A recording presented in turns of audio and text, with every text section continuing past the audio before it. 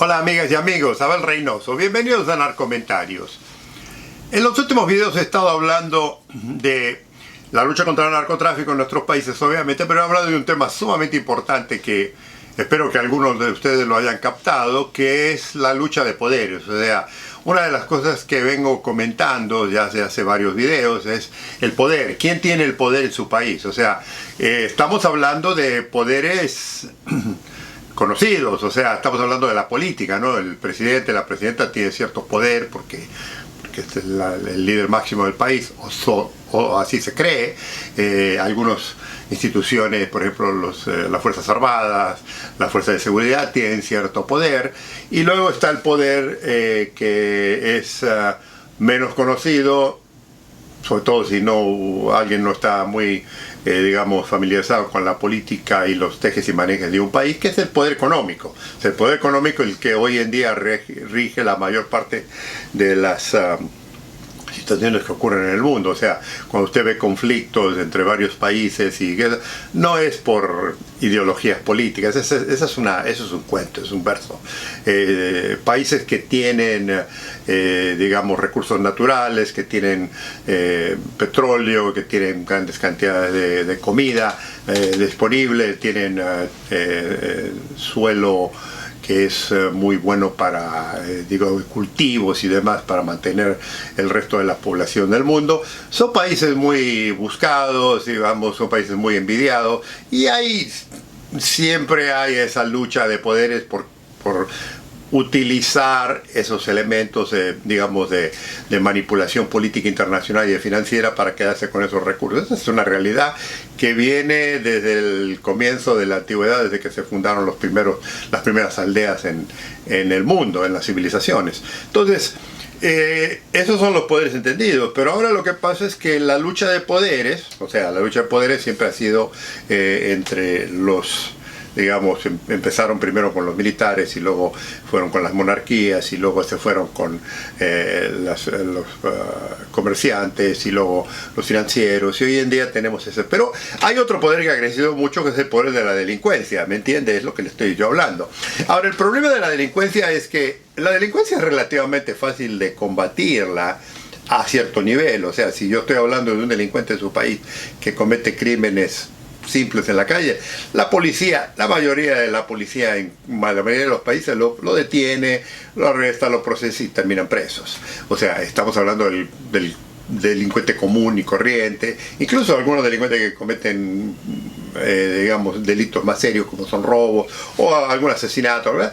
La policía funciona en eso. El problema es que la delincuencia ya ahora se ha sofisticado demasiado, y particularmente en los últimos años, con la evidencia de la tecnología, particularmente el internet, los teléfonos inteligentes, todo este nuevo sistema, incluso la inteligencia artificial hoy en día, ha cambiado la cara de la delincuencia, y hoy en día el delincuente es un poco más sofisticado. O sea, el otro delincuente siempre va a estar ahí, y usted tiene en su sociedad un sistema de seguridad que más o menos, a no ser que tenga un caos total en su país político, social, económico, generalmente esto funciona. Pero ya cuando estamos hablando de delitos muy específicos en los que genera mucho dinero, ya no le estoy hablando del crimen local, si es de un crimen ya más internacional, ya la cosa cambia, porque ahí usted está enfrentándose ya no a un delincuente nomás común, que puede ser un delincuente que se excede en violencia y en corrupción y en cierto poder, sino que detrás de ese delincuente, y es aquí por qué lo estoy llevando al poder otra vez, es aquí donde ese delincuente crece. En algunos países esto lo han logrado, crece a un nivel bastante alto, suficientemente poderoso como para enfrentar al gobierno o a sus fuerzas armadas o a su policía o a su sistema de seguridad o sistema judicial, a un nivel que la otra delincuencia de la que yo le estoy diciendo nunca lo va a poder hacer. Ahora, ¿por qué ocurre eso? ¿Por qué ocurre que estos delincuentes, yo le estoy hablando, como se habla mucho del crimen organizado, que son los narcotraficantes, han crecido tanto? La razón que han crecido tanto es porque hay un sistema detrás de ellos que se favorece enormemente de la delincuencia. O sea, entienda esto. Y te lo digo, yo estoy haciendo un análisis aquí, un comentario. El delincuente que roba bancos, el delincuente que roba en la calle, el delincuente que comete crimen, nadie se beneficia. Es más, los mismos delincuentes, los mismos narcos incluso, quieren que esos terminen presos o que no aparezcan en ningún lado. Eso, incluso hay lugares donde los mismos narcos se dedican a patrullar y digamos, a limitar o eliminar o controlar a estos delincuentes bajos. Pero si el delincuente al que le estoy hablando particularmente genera mucho dinero para un grupo selecto en su país, ese delincuente tiene la gran posibilidad de ser intocable. O sea, en el nivel mientras dure ese gobierno, mientras dure esos políticos, o sea, en el periodo que ellos estén, o los contactos que tenga desde el punto de vista legal, desde el punto de vista financiero. Y es aquí donde yo vuelvo otra vez a la lucha de poderes. O sea, tenemos lo que le dije, tenemos los poderes establecidos, pero ¿qué pasa cuando esos poderes establecidos son enfrentados por el poder máximo de dinero delictivo? O sea, no le estoy hablando de las grandes corporaciones, que también tienen su poder, ¿no? Las grandes corporaciones internacionales, las grandes corporaciones nacionales incluso, de gente ya establecida por muchos años. Estoy hablando de un grupo muy selecto de gente que se ha asociado con la delincuencia y que ha creado un frente de poder que antes no existía.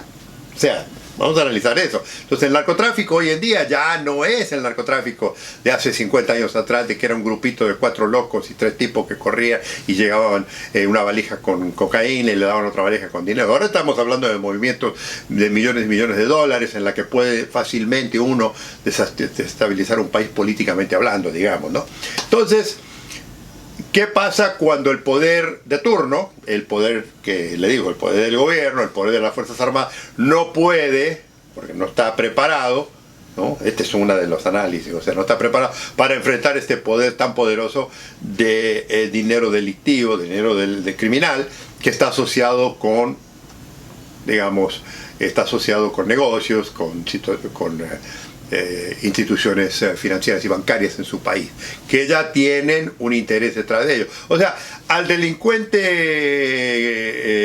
del narcotráfico le conviene estar asociado con gente de la política y gente de las finanzas y de los bancos y de los puntos financieros, porque él o ella necesita mover ese dinero. Entonces eso, y a los millonarios o a la gente que le provee estos servicios o las instituciones bancarias, financieras, incluso las políticas que le proveen el servicio de seguridad, digamos, de que no los moleste y demás, también le conviene. Entonces le digo, aquí estamos hablando de un poder nuevo, moderno, que se ha establecido, digamos, en los 5, 20, 30 años, en lo que cuando usted lo analiza, la lucha contra el narcotráfico, se encuentra con que, sí, hay un gran énfasis en identificar a fulanito que es el narco que controla esta zona y que vive acá y que millones de dólares, o este cartel y eso, pero los que están atrás, que es lo que yo siempre he insistido, esos que son los que los protegen a esto, nunca aparecen, nadie se habla y nadie dice eso.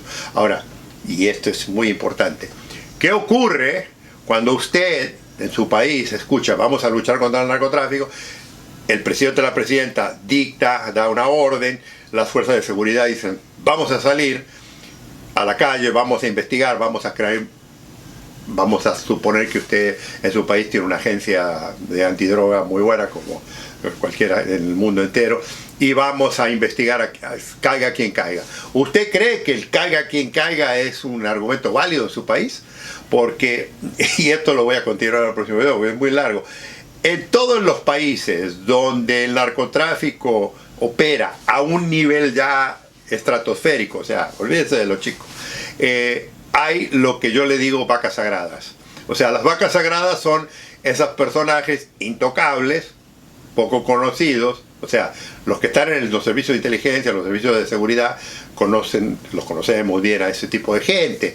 Pero cuando usted está hablando del público en general, ellos nos conocen. El público conoce al narco de las canciones, al narco de las fotografías, al narco del mito, del cuento, del narco malo que mata gente, pero hay toda una estructura atrás que yo siempre he dicho. Bueno, ese poder que tiene que enfrentarse a esa gente, ese es el problema grande hoy en día en muchos países. ¿Qué es lo que yo sigo siendo hincapié? ¿Es su país capaz de enfrentar a ese poder, a esas vacas sagradas, a esas personas que son intocables? Por lo general, por lo general esto no ocurre. No ocurre en ningún lugar del mundo. O sea, no crea que le estoy diciendo en sus países. Acá también en Estados Unidos, a ese nivel es muy difícil atacarlos a ese nivel, pero se puede hacer porque la estructura un poco más ayuda. Pero en nuestros países la estructura no ayuda, porque hay cánones judiciales, hay cánones políticos, hay arreglos financieros, hay posiciones muy altas que no le permiten tocar a esa gente.